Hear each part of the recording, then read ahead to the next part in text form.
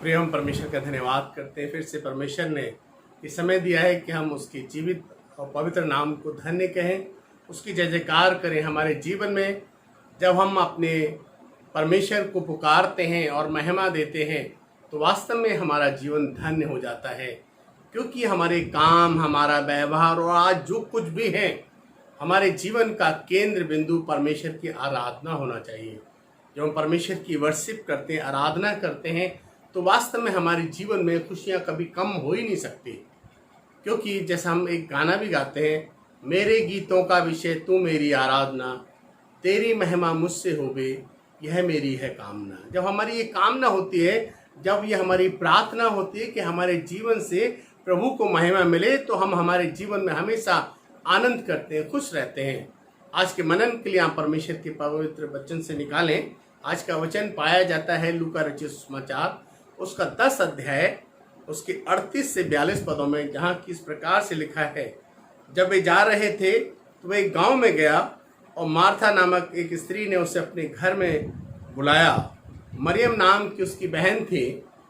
वह प्रभु के चरणों में बैठकर उसका वचन सुनती थी, परंतु मार्था सेवा करते करते घबरा गई और उसके पास आकर कहने लगी, हे प्रभु, क्या तुझे कुछ भी चिंता नहीं कि मेरी बहन ने मुझे सेवा करने के लिए अकेले ही छोड़ दिया है, इसलिए उससे कहे कि मेरी सहायता करे। प्रभु ने उससे उत्तर दिया, मार्था, हे मार्था, तू बहुत बातों के लिए चिंता करती है, घबराती है, परंतु एक बात अवश्य है और उस उत्तम भाग को मरियम ने चुन लिया है जो उससे छीना न जाएगा।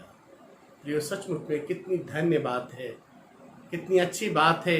प्रभु ने किस प्रकार से बहुत सरल शब्दों में मार्था को अपना प्यार दिखाते हुए उसको समझाया कि वो बेस्ट पार्ट, अच्छा भाग, उत्तम भाग मरियम ने चुन लिया है जो उससे छीना ना जाएगा। मरियम के जीवन का केंद्र बिंदु आराधना थी, परमेश्वर की महिमा। हर जगह हम जहाँ भी मरियम को पाते हैं, प्रभु की आराधना करती हुई मिलती है।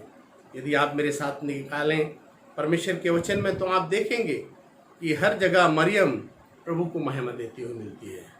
प्रिय, परमेश्वर के साथ जब हम समय बिताते हैं, प्रभु के पास आते हैं, उससे संगति करते हैं, बातचीत करते हैं, अपने दिल की बात पूरे तरीके से उसे बताते हैं, हर एक बात दिल खोल के प्रभु के सामने रखते हैं। प्रभु हमारे मन की बात को जानता है। मनुष्य तो बाहर का रूप देखता है, लेकिन परमेश्वर की दृष्टि हमारे मन पर रहती है। प्रभु हमारे मन को जानता है। इसलिए प्रिय, हम देखते हैं कि मरियम को 3 जगह अगर आप देखेंगे, प्रभु के चरणों में वो मिलती है।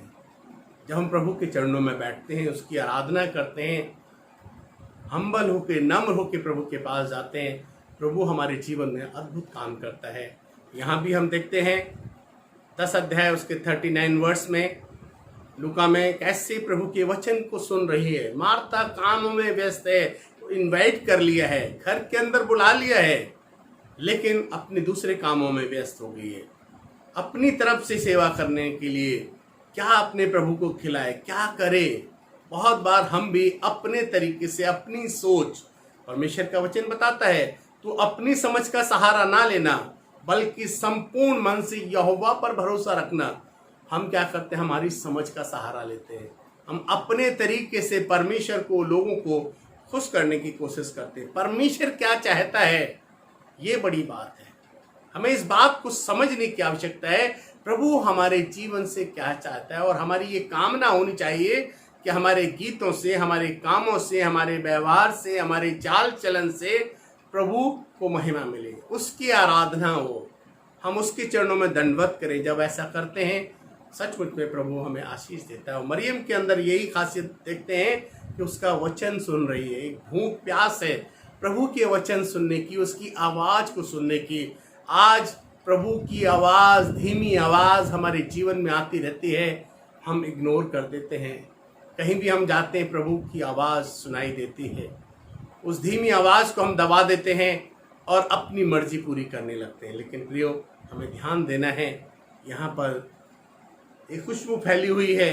घर में मार्था भोजन बना रही है, व्यस्त है, लेकिन मरियम अपने हिस्से का काम करके आती है और प्रभु के वचन को सुनती है और ध्यान लगाती है, और प्रभु उसको वो बातें बता रहे, वो गुण बातें, वो जीवन की बातें प्रभु के पास मिलती हैं और वो सुन रही है। दूसरी जगह हम मरियम को देखते हैं, यूहन्ना 11 उसके 32 पद में, जब उसके घर में परेशानी आ गई, मरियम का भाई लाजर जिसकी डेथ हो गई थी बहुत दुखी थी, और प्रभु को जब उसने देखा तो हम देखते हैं कि प्रभु को देखते ही उसके चरणों पर गिर पड़ी है, पैरों में बैठ गई है। और हम देखें यहाँ लिखा है वह दुख बताने लगी। जब मरियम वहाँ पहुँची जहाँ यीशु था तो उसे देखते ही उसके पाँव पर गिर पड़ी और कहा, हे प्रभु, यदि तू यहाँ होता तो मेरा भाई ना मरता। जहाँ प्रभु था वहाँ गए, प्रभु के चरणों में। हमारे जीवन में संकट, दुख, परेशानी आती है, हम कहाँ जाते हैं?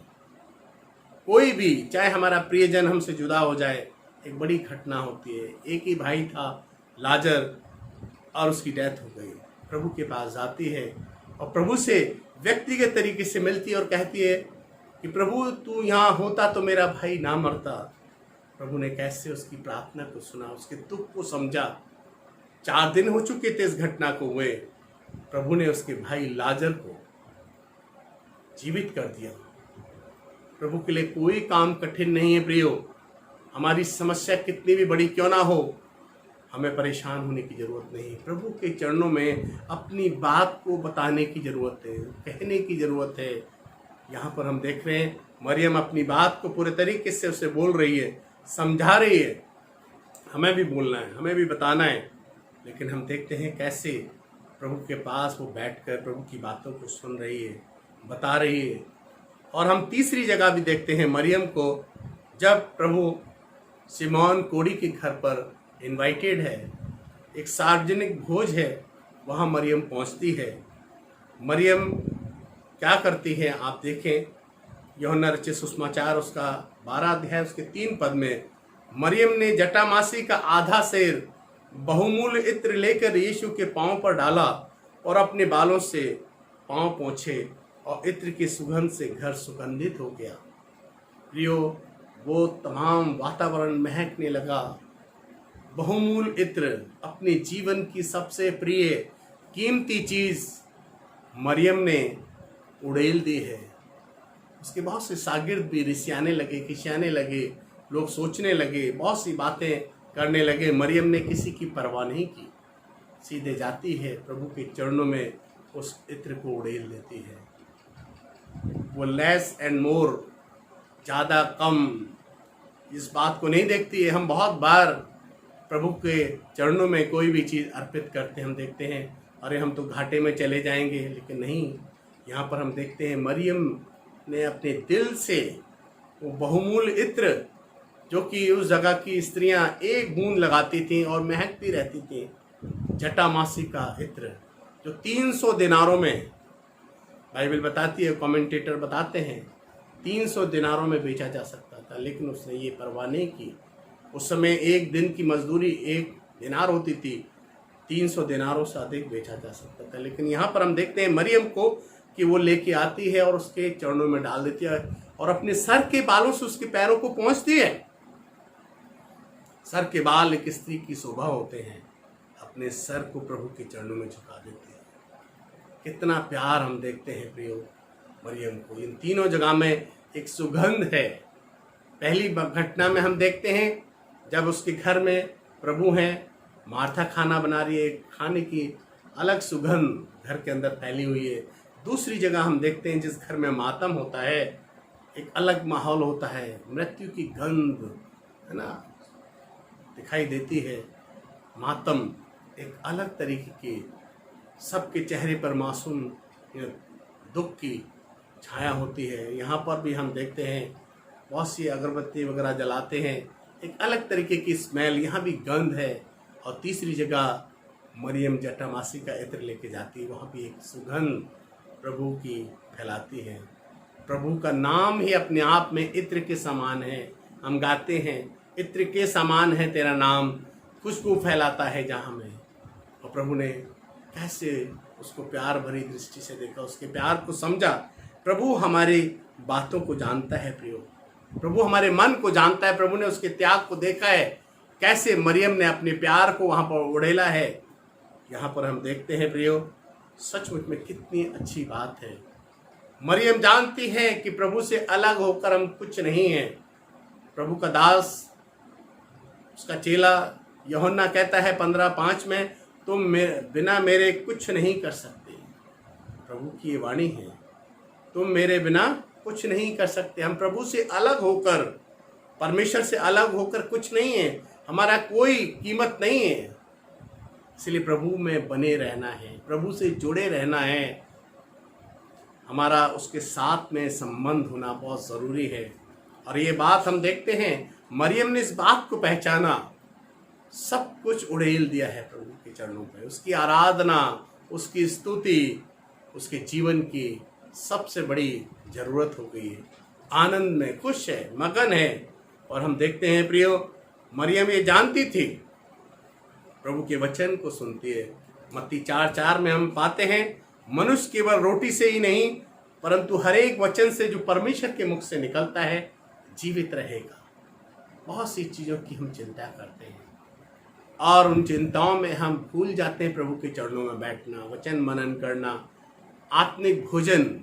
और धीरे धीरे हम उस वचन से इतना दूर हो जाते हैं कि परेशानियों में पड़ जाते हैं। लेकिन हमें वास्तव में जीवन में कुछ पाना है, वो प्रभु का वचन है जिसको हमें मनन करना है। वही सबसे अच्छी चीज़ है। और ये चीज़ हम पाते हैं प्रियो, परमेश्वर का वचन बताता है, भजन 119 उसके 9 से 11 पद में आप देखें, राजा दाऊद इस बात को कहता है, जवान अपनी चाल को किस उपाय से शुद्ध रखे, तेरे वचन के अनुसार सावधान रहने से। और जवान लोग बहुत सी कोशिशें करते हैं, कैसे खुश रह सकते हैं, कैसे अपने जीवन को साफ सुथरा रख सकते हैं, वचन क्या कहता है उस बात को मानने की आवश्यकता है। तो दाऊद कहता है, मैं पूरे मन से तेरी खोज में लगा हूं, मुझे तेरी आज्ञाओं की बाट से भटकने ना दे, तेरी आज्ञाओं पर मैं चलने पाऊं। और 11 पद में कहता है, भजन 119:11 में कहता है, मैंने तेरे वचन को अपने हृदय में रख छोड़ा है कि तेरे विरुद्ध पाप ना करूं। सचमुच में प्रिय, परमेश्वर की बातों को अपने जीवन में लें, ध्यान करें। जब हम सच्चाई के साथ प्रभु के साथ जाते हैं, प्रभु हमारे जीवन में काम करता है। दूसरा जीवन अगर हम देखें मार्था का, मार्था ने देखा कि प्रभु शायद उसे नज़रअंदाज कर रहे हैं। वो अपनी स्थिति को देखती है, ध्यान करती है।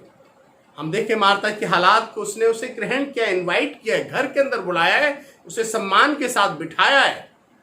उसके बाद भोजन की व्यवस्था करने लग गई है।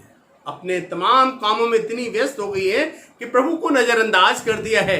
बाद में जब आती है और देखती है कि मरियम अपने हिस्से का काम करके प्रभु के चरणों में बैठी हुई है, उसकी बातों को सुन रही है, उसकी आराधना कर रही है, मन में एक अजीब सी हालात होती है, अपने आप को अलग थलग पाती है और प्रभु के पास जाकर उल्टे कंप्लेन करती है, शिकायत करती है। और क्या कहती है प्रियो, वो इस बात को कहती है, मार्था जब अपने आप को नज़रअंदाज महसूस करती है, जबकि उसने स्वयं प्रभु को नज़रअंदाज किया, प्रभु से शिकायत करती है और कहती है, क्या प्रभु तुझे जरा भी चिंता नहीं, जरा भी फिक्र नहीं है, और न ही मेरी इस बहन को मेरी कोई परवाह है, ये भी तेरे पास बैठी है। बहुत बार अपने जीवन में हम कहते हैं किसी को हमारी फिक्र नहीं है, लेकिन प्रभु का वचन कहता है, अपनी सारी फिक्रें, अपनी सारी चिंता मुझ पर डाल दो, मुझे तुम्हारा ध्यान है, मुझे तुम्हारा ख्याल है। प्रभु हमारा ख्याल करता है, क्योंकि वो ना सोता है ना ऊँगता है, बल्कि हमेशा वो हमें देखता रहता है। हमारी हर एक बात को वो जानता है। जितना हम अपने बारे में नहीं जानते, उससे ज़्यादा प्रभु हमारे बारे में जानता है प्रियो। और यहाँ पर हम देखते हैं मार्था किस प्रकार से अपनी समस्या लेकर प्रभु के पास जाती है। और यह नहीं कहती वो कुछ और बातें नहीं, बल्कि हम देखते हैं अपनी समस्या को बताती है। बहुत बार हम बहुत से कामों में, सेवाओं में इतने उलझ जाते हैं, घर के कामों में प्रभु को इग्नोर कर देते हैं और परेशान हो जाते हैं, और वहाँ फिर हम बातें करने लगते हैं। और यहाँ पर मार्था भी कहती है, प्रभु तुझे भी चिंता नहीं, मेरी बहन ने भी मुझे अकेले छोड़ दिया है। प्रभु किस प्रकार से उससे बात करते हैं, बड़े प्यार से। प्रभु ने उससे कुछ गलत नहीं कहा, बल्कि बड़े प्यार से कहा, मार्था मार्था तू बहुत बातों की चिंता करती है और घबराती है, परंतु एक बात अवश्य है, और उस उत्तम भाग को, बेस्ट पार्ट को, जीवन का सबसे अच्छा हिस्सा मरियम ने चुन लिया है, जो उससे कभी छीना ना जाएगा। जो कुछ भी आप करते हैं सब यहीं रह जाएगा, लेकिन जो प्रभु के साथ आप संगति करते हैं, प्रभु से जो बातें सीखते हैं, जिसको कोई चुरा नहीं सकता है, जिसको कोई छीन नहीं सकता है, उस आनंद को कोई ले नहीं सकता है, ना मौत, ना बीमारी, ना परेशानी उस आनंद को आपके जीवन से जुदा नहीं कर सकती हैं, जो आनंद प्रभु के चरणों में मिलता है। और इस बात को प्रभु ने मार्था से कहा, मार्था मार्था तू बहुत बातों की चिंता करती है, परंतु एक बात अवश्य, और उस उत्तम भाग को मरियम ने चुन लिया है जो उससे छीना ना जाएगा। मार्था भी आनंद चाहती थी, लेकिन हम देखते हैं JOY, Joy, living for Jesus. जब हम परमेश्वर के लिए जीते हैं, अपना फोकस प्रभु को करते हैं, हमारी बातों से, हमारे कामों से प्रभु को महिमा देते हैं, उसकी आराधना करते हैं। हम दूसरों की चिंता करते हैं, दूसरों का ख्याल रखते हैं, दूसरों के लिए काम करते हैं। और तीसरा है वाई, योरसेल्फ, अपना और अपने बच्चे, अपने इन चीज़ों का ख्याल करते हैं। प्रभु हमारी सारी ज़रूरतों को पूरा करता है। हमें प्रायोरिटी देनी है, पहला स्थान प्रभु को देना है। जब हम पहला स्थान प्रभु को देते हैं प्रियो, परमेश्वर हमारे जीवन में काम करता है। हम देखते हैं प्रियो, मार्था, यही मार्था जिसने प्रभु की सलाह को सुना, समझा, बाद में हम देखते हैं यही मार्था बदल जाती है, अपने जीवन में पहला स्थान प्रभु को देने लगती है।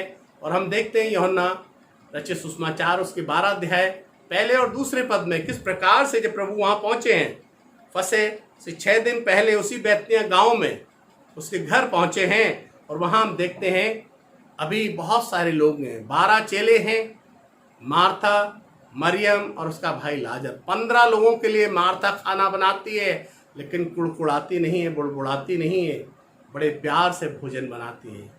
फिर जब हम प्रभु को पहला स्थान देते हैं, हमारे सारे काम हो जाते हैं, हमारा जीवन बदल जाता है। जब हम उसको महिमा देते हैं, उसकी आराधना करते हैं, हमारे जीवन में हमें उसकी आराधना करनी, हमारे कामों से, हमारी बातों से, हमारे व्यवहार से उसको महिमा मिलनी चाहिए।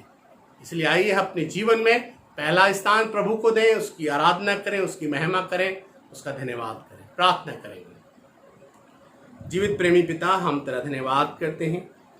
प्यारे परमेश्वर, जब तक हमारे शरीर में हम हैं प्रभु जी, तू दया कर, अनुग्रह कर, हमारे कामों से, हमारे व्यवहार से, हमारी बातों से आपको महिमा मिले, हम घटें और तू बढ़े। प्रभु सारी बातों के लिए आपका धन्यवाद करते हैं। जितने भी लोग इस समय प्रभु तेरे इस वचन को सुना है और सुनेंगे प्रभु, हर एक जीवन में तेरी दया चाहते हैं प्रभु, हर एक जीवन को आप आशीषित करें। प्रार्थना यीशु मसीह के नाम से मांगते, सुनो, ग्रहण कर, आमीन। जय मसीह की।